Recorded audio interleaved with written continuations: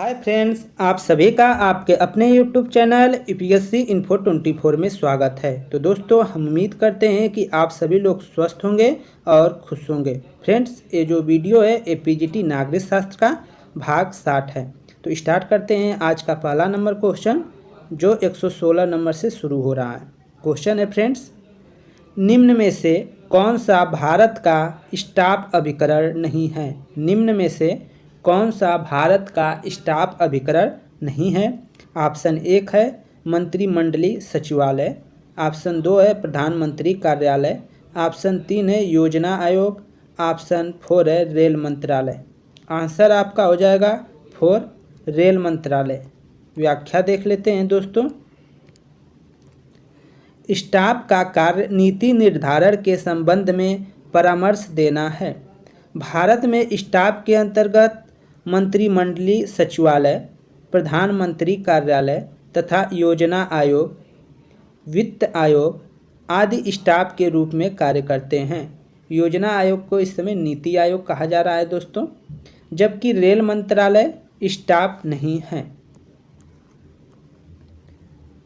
117 number question देखते हैं। अधिकार कानूनों का तथा केवल कानूनों का फल है। बिना कानूनों के कोई अधिकार नहीं, कानूनों के खिलाफ कोई अधिकार नहीं तथा कानूनों से पहले कोई अधिकार नहीं, यह कथन है। ऑप्शन 1 है वेंथम का, ऑप्शन 2 है डायसी का, ऑप्शन 3 है लास्की का, ऑप्शन 4 है ऑस्टिन का। तो आंसर हो जाएगा दोस्तों आपका 1 वेंथम का। ऑप्शन 1 हो जाएगा वेंथम का। व्याख्या देखते हैं। वेंथम के अनुसार अधिकार कानूनों का तथा केवल कानूनों का फल है। बिना कानूनों के कोई अधिकार नहीं, कानूनों के खिलाफ कोई अधिकार नहीं तथा कानूनों से पहले कोई अधिकार नहीं। 118 नंबर क्वेश्चन देखते हैं।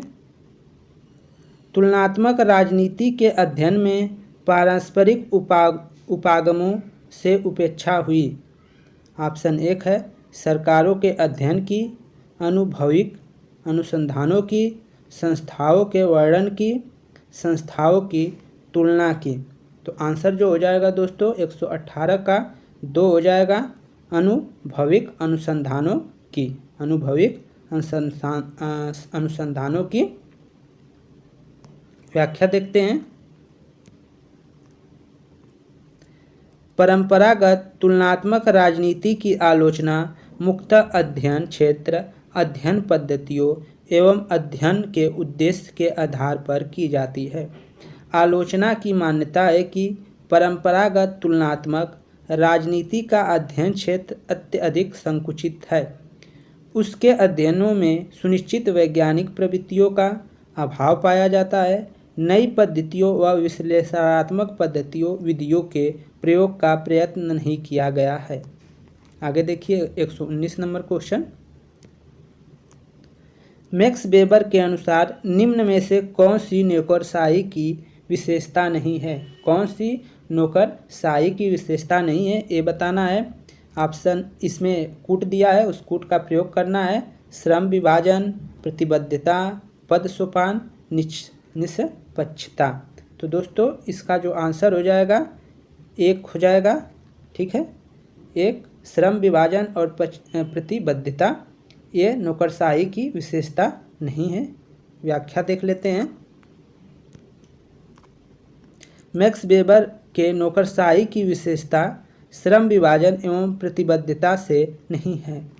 आगे देखिए 120 नंबर क्वेश्चन। कौन सी विचारधारा समर्थन करती है कि तथ्य अनिवार्यता तकनीक से पूर्व है?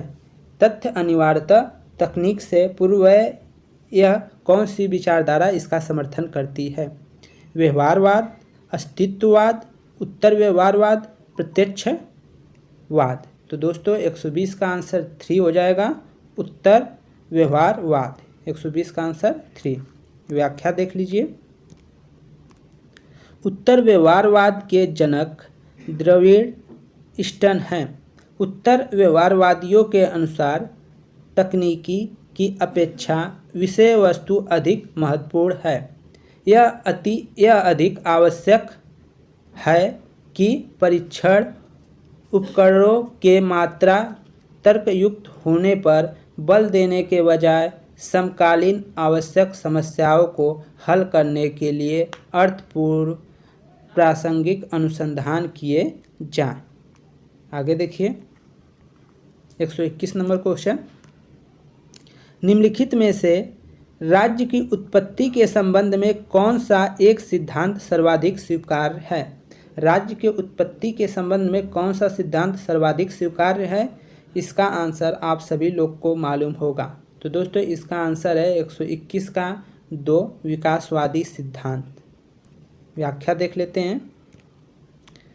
राज्य की उत्पत्ति के संबंध में विकासवादी सिद्धांत ही सर्वमान्य है, जिसके अनुसार किसी एक तत्व के द्वारा नहीं वर्ण मूल्य सामाजिक प्रवृत्तियों, रक्त संबंध, धर्म, आर्थिक गतिविधियों और राजनीतिक चेतना आदि के सभी द्वारा सामूहिक रूप से राज्य का विकास किया गया है।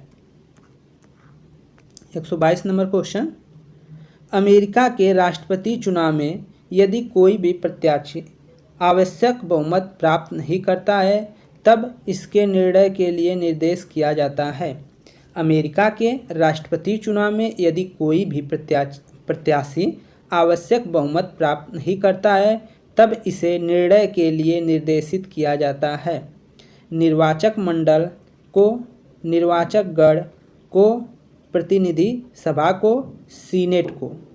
ऑप्शन जो हो जाएगा दोस्तों वो आंसर हो जाएगा 3, प्रतिनिधि सभा को। व्याख्या देख लेते हैं। अमेरिका अध्यक्षीय शासन प्रणाली वाला गणतांत्रिक देश है, जहां राष्ट्रपति का चुनाव प्रत्यक्ष निर्वाचन प्रणाली द्वारा होता है। जबकि अमेरिका के राष्ट्रपति चुनाव में कोई भी प्रत्याशी आवश्यक बहुमत नहीं प्राप्त करता है तो इसके लिए प्रतिनिधि सभा को निर्देशित किया जाता है। 123 नंबर क्वेश्चन, राज्य विधि का शिशु तथा जनक दोनों ही है।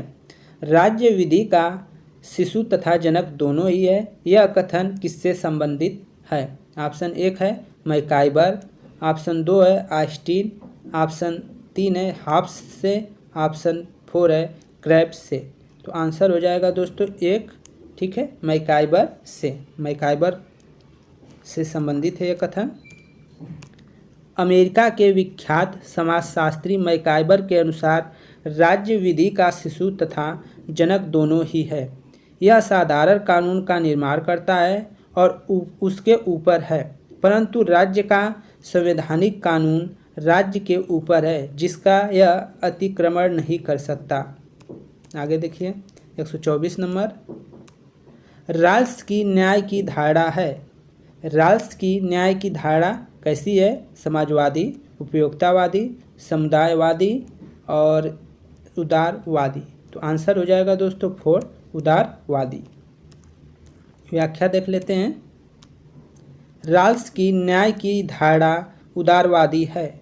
उपयोगितावाद का विरोध तथा सामाजिक न्याय से सरोकार रखने के कारण राल्स का सामाजिक न्याय का सिद्धांत आज राजनीतिक चिंतन का महत्वपूर्ण सिद्धांत है और सामाजिक न्याय की संकल्पना राजनीतिक चिंतन की केंद्रीय अवधारणा है।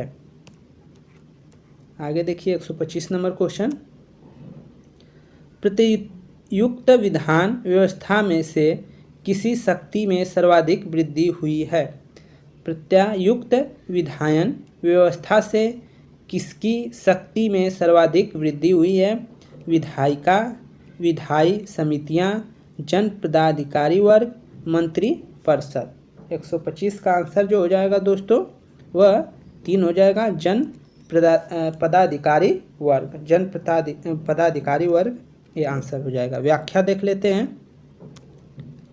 प्रत्युक्त विधायन व्यवस्था से जन पदाधिकारी की शक्तियों में सर्वाधिक वृद्धि हुई है। प्रत्यायोजित विधान उन कानूनों को कहते हैं जो कार्यपालिका द्वारा बनाए जाते हैं, न कि विधायिका द्वारा।